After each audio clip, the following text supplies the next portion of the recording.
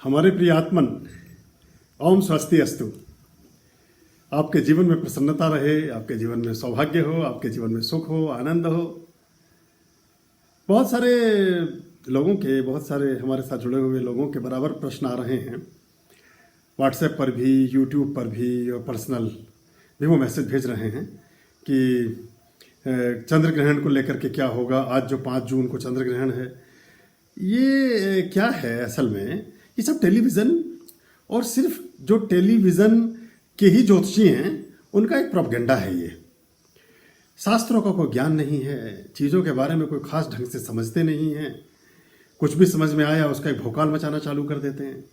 ये ज्योतिष हो, परमात्मा हो, सारे ग्रह हो, ये कोई लोगों के लिए डराने की चीज़ें नहीं है। ये कोई आपके लिए, आपके जीवन, कोई सारे ग्रह, कोई सारे ग्रहण, कोई सारी परिस्थितियां आपके पीछे डंडा लेकर के नहीं घूम रही हैं। परमात्मा आपसे अति प्रसन्न है, परमात्मा आपको बहुत पसंद करते हैं, तभी तो दुनिया में आपको उन्होंने भेजा है। अगर आपको पसंद नहीं कर रहे होते तो आप एक क्षण भी यहाँ सांस नहीं ले पाते। बात करते हैं ग्रहण की। आज चंद्र ग्रहण तो है, लेकिन भारत में उसका किसी प्रकार का कोई भी प्रभाव नहीं है। भारत में चंद्र ग्रहण का ना सूतक की कोई मान्यता होगी, ना मोक्ष काल की मान्यता होगी, ना स्पर्श काल की मान्यता होगी, ना मध्य काल की मान्यता होगी।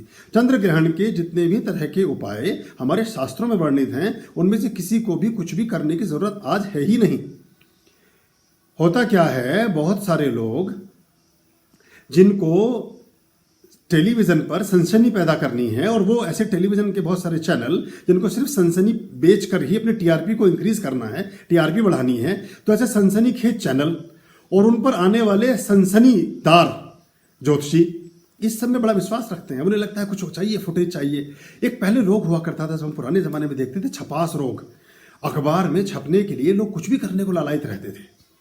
आज ऐसा ही ये टपास रोग है, इसको टीवी से जुड़ा है ना ये, तो ये टपास में कुछ भी टपकने के लिए उनसे जो मर्जी करा लीजिए, उसका एक पूरा भौकाल क्रिएट करेंगे और फिर उसकी व्याख्या करने लगेंगे। और तो और पूरी की पूरी 12 राशियों पर, लोगों के जीवन पर उसकी गणनाओं के प्रतिफलन करने लगते हैं। अरे भाई, ग्रहण से तो जो होगा वो होता रहेगा या नहीं होगा, आप पर ग्रहण जरूर लगना शुरू हो जाएगा। बचिए। ये इससे क्या होता है, मोटा मोटी तौर पे हमें लगता है कि ऐसा प्रचार करने से, ऐसी बातों को विस्तारित करने से हम बड़ा धर्म का, बड़ी व्यवस्थाओं का, बड़े अपने हमारे शास्त्रों का बड़ा कल्याण कर रहे हैं। आप नुकसान करते हैं, आप नुकसान करते हैं।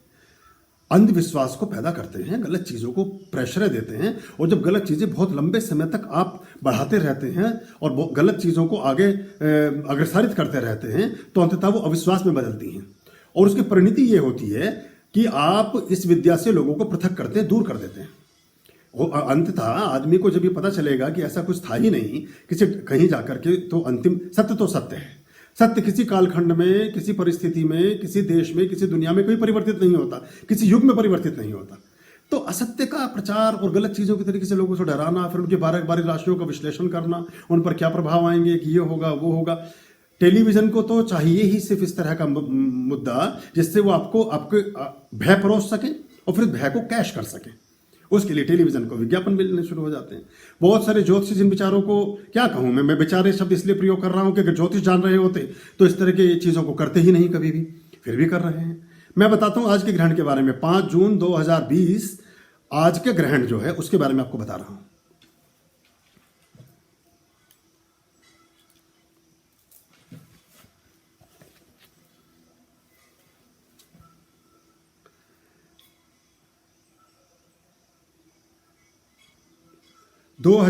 में भारत में हमने जो गणना की है हमारी जो अपनी संख्या है उसके आधार पर, 2020 में मध्य भूलोक में कोई भी चंद्रग्रहण घटित नहीं होगा। हाँ, 2020 में हमारे इस भूलोक पर 4 उपच्छाया समझना ग्रहण घटित होंगे। अब उपच्छाया ग्रहण क्या होता है? वास्तव में चंद्रग्रहण नहीं होता। ये प्रत्येक चंद्रग्रहण के घटित होने से पहले चंद्रमा पृथ्वी की उपच्छाया में प्रवेश करते हैं, जिसे हम चंद्रमालिन्य के नाम से संबोधित करें। चंद्रमालिन्य की अपनी एक व्यवस्था है और चंद्रमालिन्य का अपना एक बात होती है, लेकिन इसको कोई भी दोष, किसी प्रकार का भी कोई इफेक्ट किसी भी जातक पर, किसी मनुष्य पर नहीं आता। इंग्लिश में इसको हम पेन्युम्ब्रा बोलते हैं, पेन्युम्ब्रा। और इसके बाद पृथ्वी की जो वास्तविक छाया है वे चंद्रमा पेनुम्ब्रा से गुजरने के बाद पृथ्वी की वास्तविक छाया में प्रविष्ट होते हैं, जिसको हम उम्ब्रा बोलते हैं, UMBRA, उम्ब्रा। ये दो स्थितियां हैं, अवस्थाएं हैं। लेकिन जब वास्तविक चंद्रग्रहण होगा तब भूभा में चंद्रमा का जो संक्रमण काल है उसको ही चंद्रग्रहण कहा जाता है।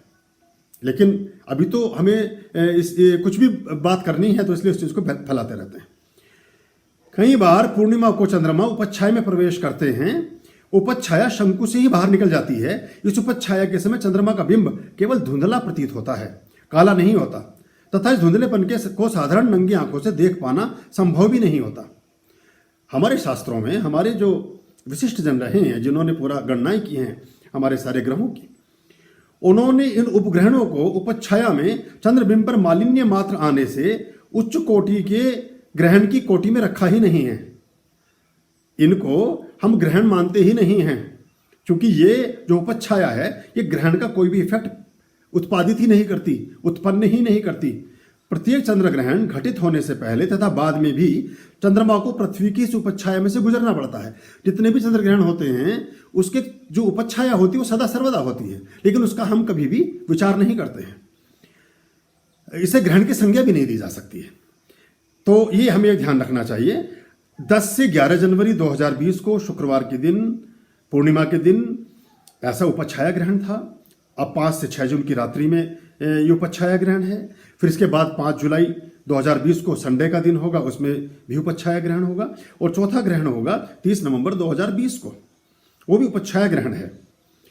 इस उपच्छाया ग्रहण का कोई भी सूतक, कोई भी स्नान, कोई भी महात्म्य, किसी प्रकार का भी कोई विचार करने की जरूरत नहीं है। और ये भारत के साथ साथ यूरोप में, एशिया में, ऑस्ट्रेलिया में, अफ्रीका में, दक्षिण पश्चिम दक्षिण अमेरिका, पूर्वी ब्राजील, उरुग्वे, पूर्वी अर्जेंटीना, प्रशांत तथा हिंद महासागर आदि क्षेत्रों में दिखाई देगा। लेकिन जब ये हम इसको ग्रहण की, इन सभी ग्रहणों को जब हम ग्रहण की श्रेणी में रखते ही नहीं हैं तो इनके किसी प्रकार के कोई भी प्रभाव हमारे ऊपर दृष्टिगोचर नहीं होते हैं। तो हम ग्रहण को लेकर के, चूंकि जो भी डराने की चीजें हैं, हम ग्रहण को लेकर के, और चूंकि जो भी डराने की चीजें हैं हमें लगता है कि ये सेलेबल आइटम है, इसको अच्छे से हम बेच सकते हैं, उसको लेकर के एक अजीब तरह का वातावरण क्रिएट करना शुरू कर देते हैं। इस सब से क्या हुआ है कि लोगों की इन विद्याओं में रुचि, रस कम होने लगा है। तो आप इसको बढ़ा नहीं रहे, इसको घटा रहे हैं, अंततः इसका दोष भी लगता है। तो आप जो हमारे साथ सुधी जातक जुड़े हैं, जो सुधी जन जुड़े हैं, उनके जीवन में सब कुछ कल्याण में हो। पूर्णिमा तो है। अब पूर्णिमा के जो व्रत हैं, पूर्णिमा का जो विधान है, पूर्णिमा का जो भी कुछ आप करते हैं वो बराबर कीजिए, उसमें कोई समस्या नहीं है। लेकिन ग्रहण से संबंधित कुछ भी करने की आज कोई आवश्यकता नहीं है। ओम स्वस्ति अस्तु।